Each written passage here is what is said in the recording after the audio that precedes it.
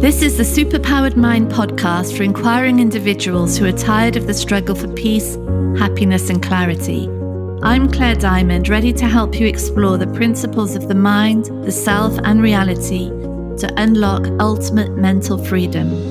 This podcast is the one to listen to if you're ready to experience the capabilities of the superpowered mind. Hi, everybody. Welcome to this week's podcast. And today we're looking at the difference between a mind that is claiming doership, this belief that I, me, Claire, am the separate entity that is making this happen, and source accountability. This has come about because last week I was in the beautician's. I was having my eyebrows shaped, and she said, "Oh, you've got nice eyebrows." And in that moment, there was this high of pride of, I did that. I made that happen. I'm great because I grew nice eyebrows. You know, there was this total conviction that this I, the I that I think I am, separate and in charge of everything, controlling everything, made eyebrows happen. I know you're all thinking, she says that to everybody. So don't even bother with that, Claire. Yeah, I take that. But nevertheless, that high of me-ness in the middle of that compliment is so interesting for us, because that instant go-to, something nice comes in, there's some comment happens, there's some praise, there's a heart on a post we make, or there's some attention given in a positive way to something we've done. And that high, that brief moment of elation as the doer is really it goes completely under the radar because it just looks true, doesn't it? There's no questioning in it that I'm the one being complimented. This me here, separate me, because I did it. How? How? So let's just take it at face value. Assume that we could say, like, everyone in the whole world is saying, "Claire, your eyebrows are excellent." Everyone in the whole world, unanimous agreement. Who or what can take the praise for that? Take responsibility for it? No one.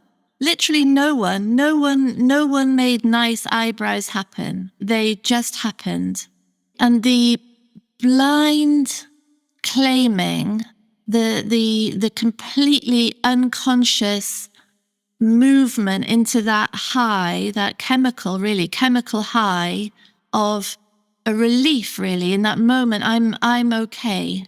I'm good. There's something about me that's good. I'm doing something right. That really is the essence of the mind's confusion about how everything operates.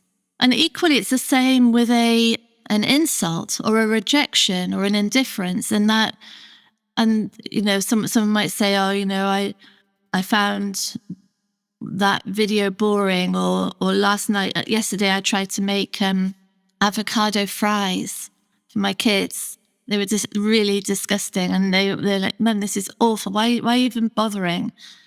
That moment of, I've done this me here, separate entity doing, deciding, choosing. I'm wrong. I've messed this up. There's something not right here. And when it looks personal, and by personal, what I mean is that there's a personal doer of it, that's the origin of all confusion. Because what that does is it sets everything, the whole of life is on this roller coaster, high, low, and it's all personal.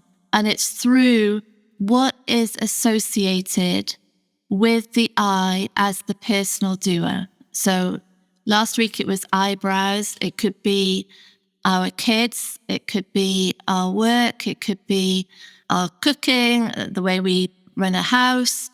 It could be our appearance. It could be our football team. It could be our country. It's whatever is associated with that core me. as though I am the doer of it. And really, for all of it, whatever it is, whatever the association is, when we trace it back all the way, there is no doer of it. Even actions that are entirely about doing. So say we cook a meal and everyone says, oh, that is excellent, excellent meal. So there's two things. There's the meal being excellent, and then there's the doer that claims responsibility, claims goodness, really, claims value, claims worth, claims, rightness, really, in that comment. And what this conversation does all the time is it separates out the two. There is a meal, and there seems to be agreement that the meal was good. There's a person, there's a body that did actions that made the meal, but the I within that body mind that is claiming it chose, it made its own decisions, it caused action to happen, it created the thoughts of how to do this, that I doesn't exist. It just literally doesn't exist. So there is no I, there is no independent, separate I right now talking, saying these words, independently choosing each word. It's just not possible. Speaking is happening. And so there is a podcast, and there will be comments on the podcast, and it will be information about the podcast.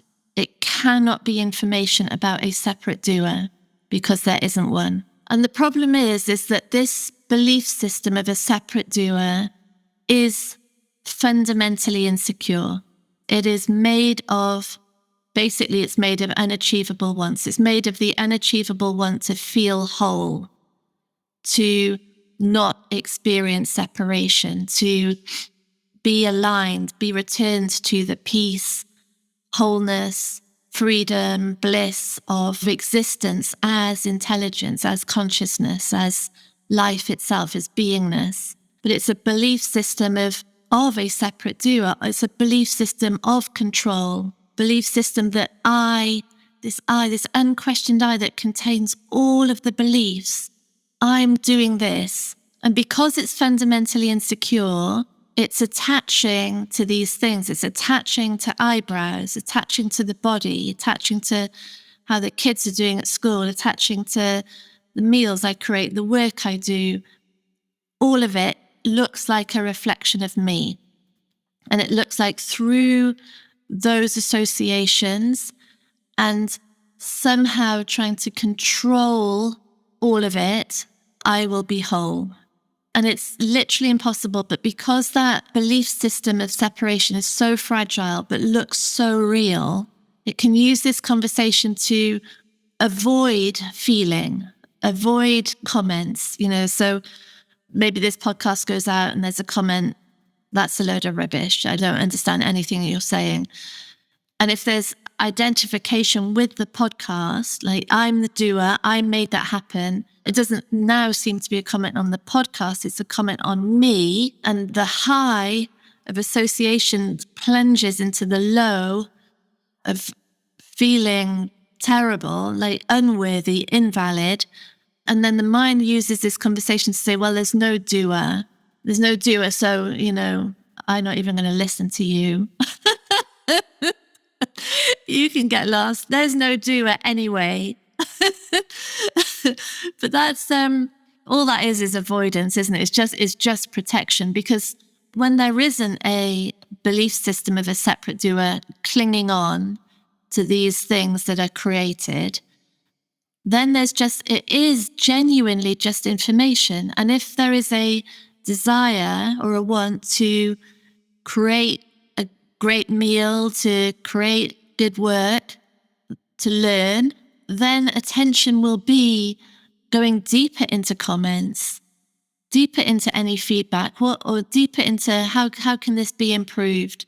And the really interesting thing is that when the belief system of the doer is exposed really through the stress, through the protection and the defenses that come up, it is healthy. it is a sane process. It's the perfection of the design that allows for those feelings to be felt and acknowledged and recognized and allowed. It's part of the whole system. And it doesn't mean there's a doer. It means that there's a perfect design that is using stress and tension and a feeling of separation to inform an incredibly intelligent system that it's momentarily in a belief that isn't true.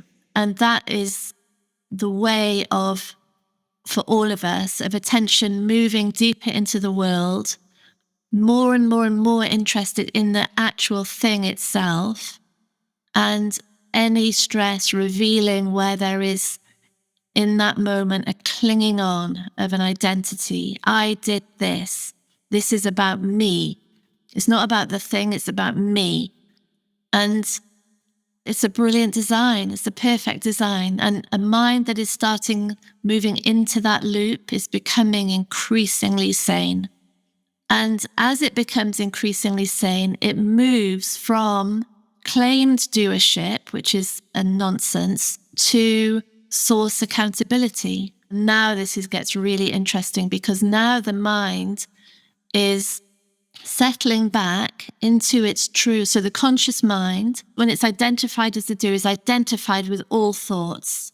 It just believes itself. It believes all the appearances of separation.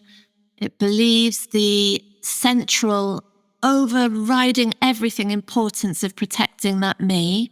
It believes that everything relates to that me, reflects on that me.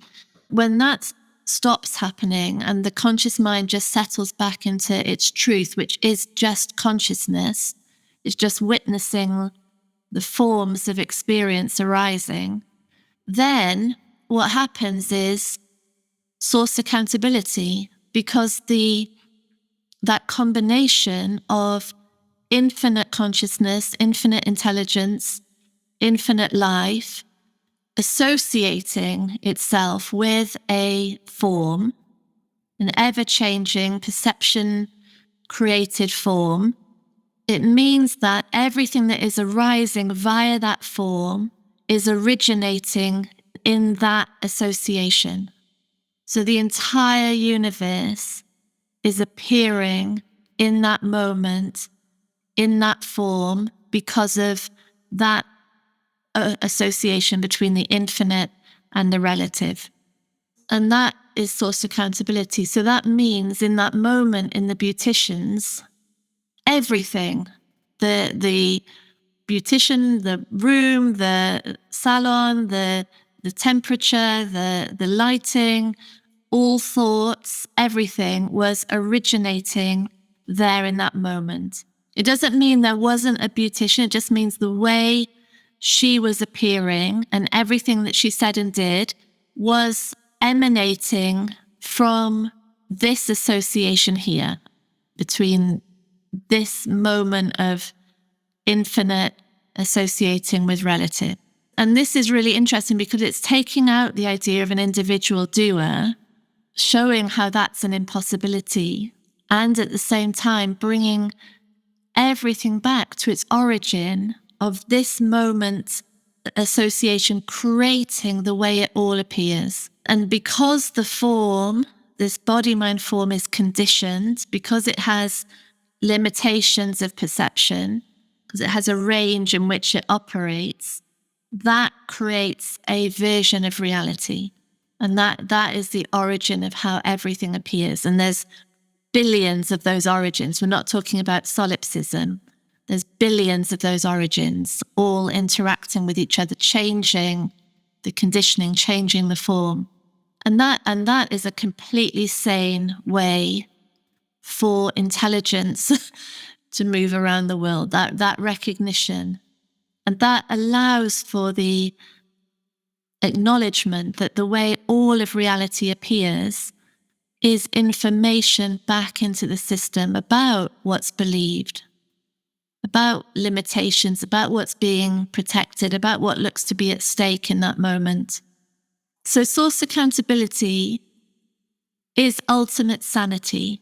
It's the space really in which the learning cycle of the body-mind, which is really intelligence moving deeper into the world always to see what's true, dissolving any projections, and through that dissolving belief systems that are redundant and unhelpful or even damaging. Intelligence moving through all the time. And if you follow this podcast, you know that we love wants and asks and desires as a way of directing and orientating that attention, because there's an inner motivation behind it. There's an energy with it. And that's the learning cycle of source accountability, movement in deeper into the world and background. So to bring it back to eyebrows, if there was a desire to have the world's best eyebrows, that could be a direction of movement into the world, really exploring the entire universe of eyebrows, where different countries, different tribes, different regions, what is the best eyebrow? Same for everything. And because it's not personal, because there's no doer, because there is no separate entity that can claim any of it, that learning cycle is set free. Whether it's eyebrows or world peace, it's the same thing. The learning cycle, the information, the creations, the actions are set free in this world of learning and feedback, actions changing, more learning, more feedback. That is true source accountability. And it's bliss for the mind. The insanity of claimed doership is the torture of that roller coaster. There's no peace anywhere to be found in it ever. Yeah, so it's fascinating, isn't it? Thank you, everyone. Lots of love. Bye. Thank you for listening to Superpowered Mind with me, Claire Diamond. If you want extra support in the exploration of your mind, download our exclusive subliminal recording, especially for podcast listeners, on bit.ly/podcast subliminal.